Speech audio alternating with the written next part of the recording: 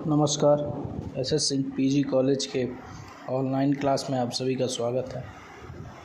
आज मनु के न्यायपालिका के गठन व न्यायालयों की रचना और दंड संबंधी विचारों को हम जानेंगे।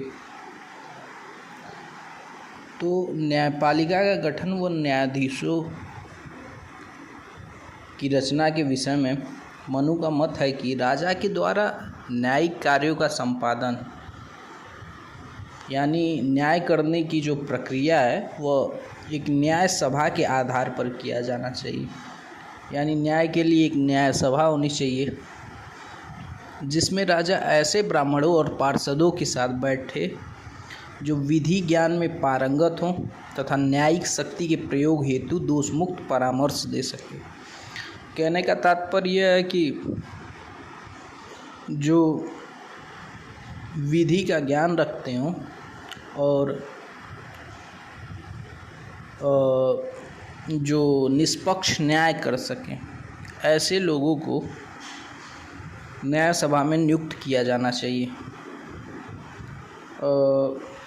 मनु ने बताया कि न्याय सभा में सामान्यतः एक न्यायाधीश जो कि राजा हो या राजा की अनुपस्थिति में कोई भी जो भी कानून का बहुत बड़ा ज्ञाता हो और ब्राह्मण वो और 3 अन्य न्यायाधीश होने चाहिए। इस प्रकार कुल मिलाकर 4 लोगों की बात न्याय सभा में मनु ने की है।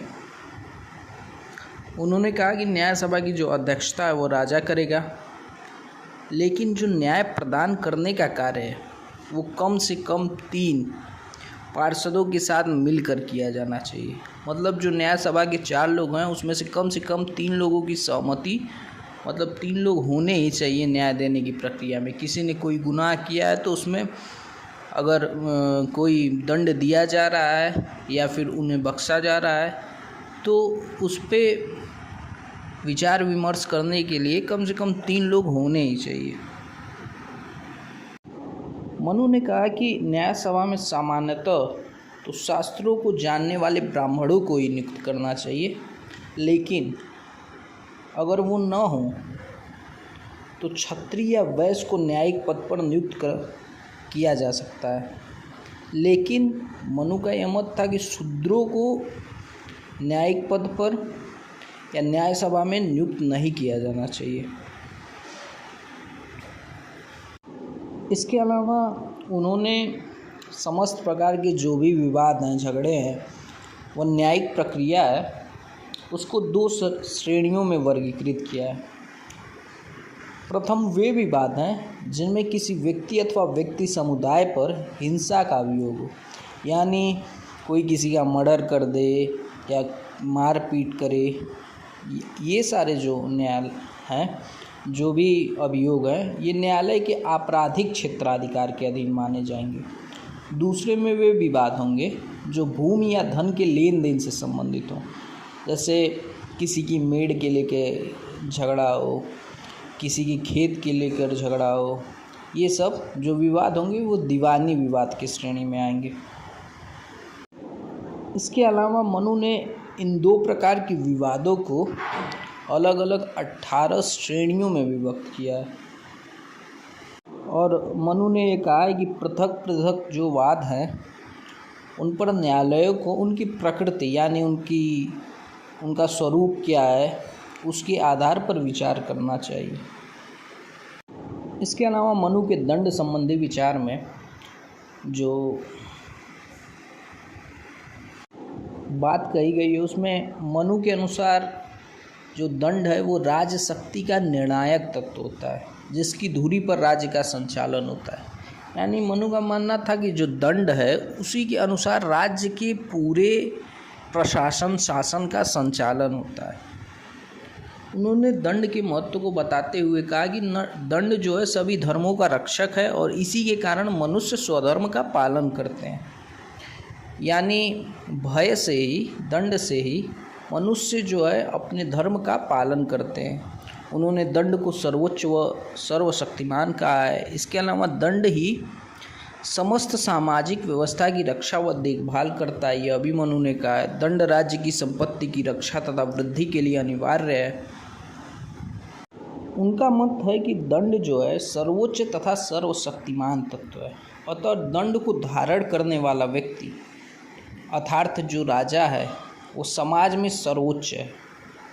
किंतु मनु का यह भी मानना था कि यदि राजा द्वारा स्वयं दंड का पालन न किया जाए तो उसका विनाश निश्चित है। इस प्रकार दंड जो है उसको मनु दुधारी तलवार कहते हैं।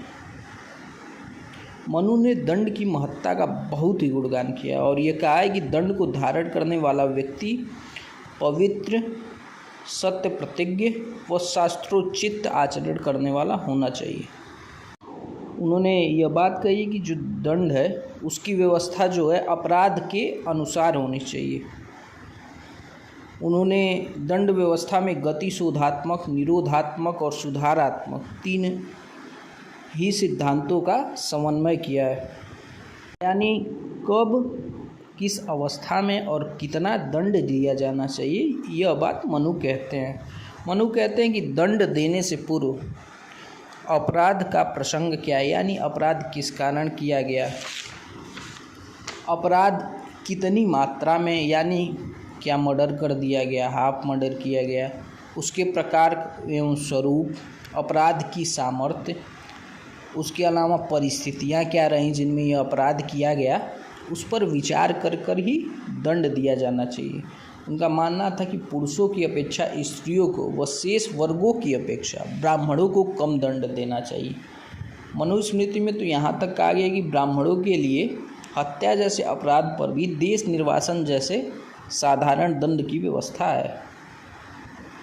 मनु ने विभिन्न प्रकार के दंडों की बात कही है, जैसे वाग दंड है जिसमें समझाने बुझाने की बात कही गई है, धिग दंड है जिसमें निंदा करना, भर्त्सना करना ये कहा गया, धन दंड है जिसमें जुर्माना की बात कही गई है, काम दंड और बध दंड है, शारीरिक यातना व प्राण दंड, कारागार दंड है, जाति बहिष्कार दंड है, प्रायश्चित दंड है, संपत्ति हरण दंड है, निर्वासन दंड है। इस प्रकार विभिन्न प्रकार के दंडों की बात मनुस्मृति में कही गई है। मनु के द्वारा राजा को भी दंड से मुक्ति नहीं दी गई है। वे कहते हैं कि राजा पर भी, अगर राजा भी कोई अपराध करता है तो राजा पर भी जुर्माना किया जा सकता है। बहुत बहुत धन्यवाद।